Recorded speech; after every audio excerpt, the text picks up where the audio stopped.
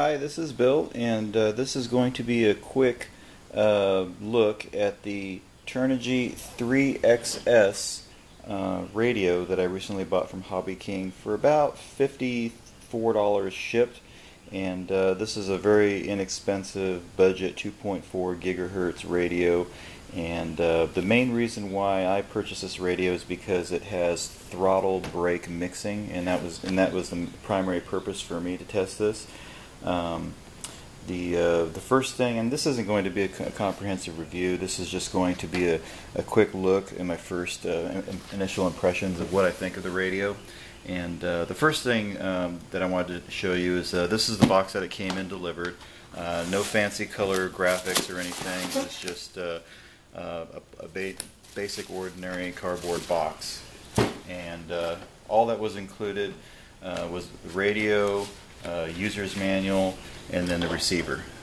Nothing was individually wrapped, labeled, or anything. The user's manual is pretty decent. It's monochromatic, no color pictures or anything, but it does include 24 pages worth of instruction, lots of pictures and explanation. The only issue is that there's a lot of misspelled words and grammatical errors throughout the manual. But if you can overlook that, the manual itself is actually pretty decent. Probably more impressive than other manuals I've seen from other manufacturers out there. First glance at the radio itself, the first thing I noticed originally was that the handle for the radio is very slim, which can be a good thing or could be a bad thing. For somebody with average sized hands, it might be bigger, so if you're trying to get a grip on the radio, it's kind of hard to get a natural feel to get in there to hold it. But on the flip side, if you have really small hands and you're looking for a radio that's easy for a child to be able to hold, this might be a really good radio to consider to be able to hold it. One of the things I might consider trying and experimenting with later is maybe wrapping the handle with some sports grip tape for a tennis racket or something, just to give it a little bit more girth and make it easier to hold the radio. But the feel itself isn't bad. One of the things that I am really impressed with is the steering control. It's very, it's a very sturdy feel to it. So when I pull one lock and let go of the thing, it doesn't want to rotate or snap back like some other radios that I have.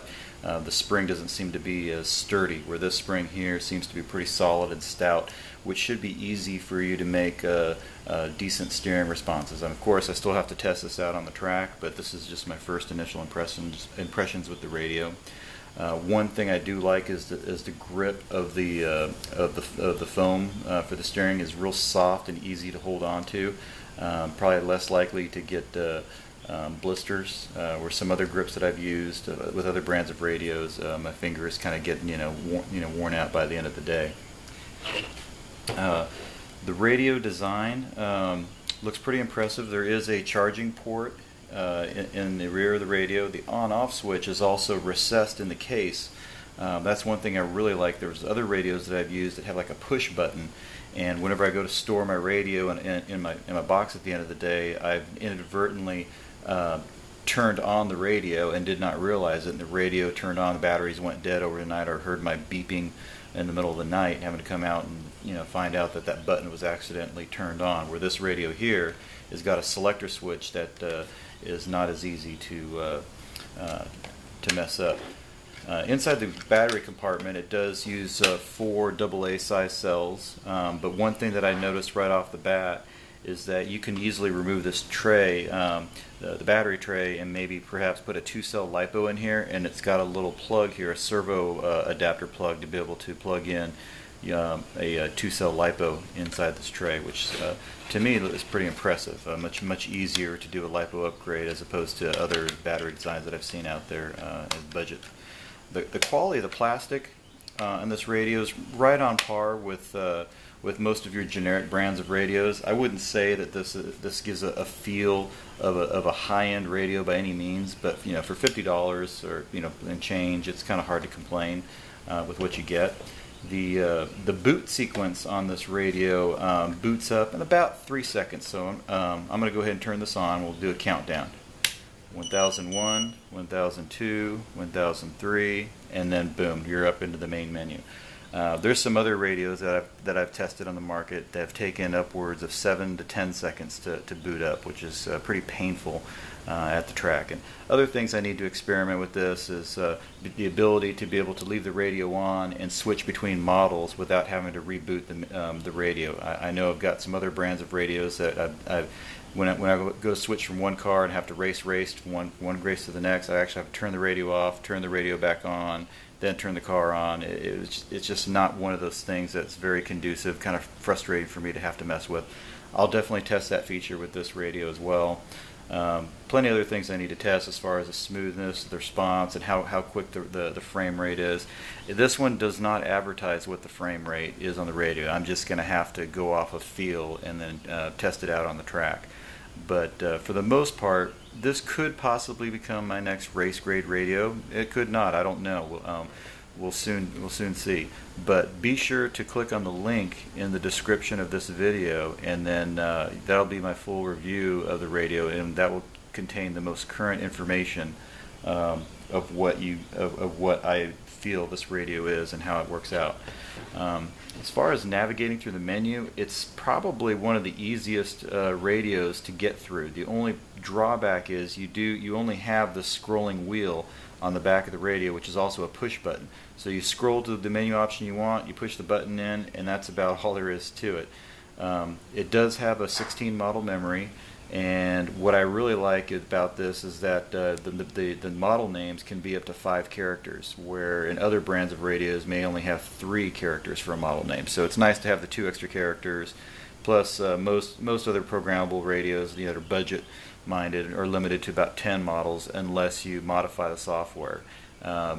Speaking of which, this one I'm going to be testing this out. I haven't tested it out yet, but we'll see how the dual rates, the trim settings, and the exponential features work. I have high confidence right now. Like I said, I'll do a lot more testing with this soon enough, and I'll do a long-term review of this radio after I get a fair amount of track time on it.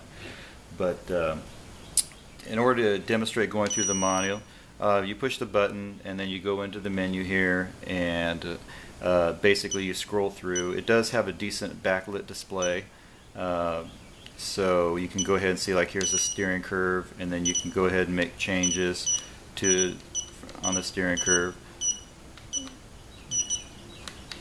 And then once you're done making your selection, you push the button, back button here to go through.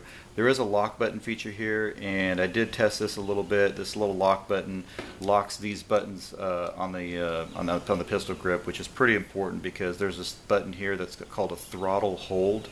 I have no idea. Maybe if you're racing a boat, I don't know what the throttle hold feature. But I guess if you're pulling the trigger and then you don't want to use your finger out, you push the throttle hold button and it maintains that setting. Probably not something I would be interested in using. There's also a steering trim and a steering dual rate. One thing that is kind of nice in that dual rate is you can change it from 70% to 100% at the quick push of the button there. So that could be nice depending on your style of racing. But this lock button does not control the lock features on the steering wheel. However, I do really like having the steering trim, throttle trim, and third channel trim all on the wheel, so you can easily make fine-tuning adjustments on the fly.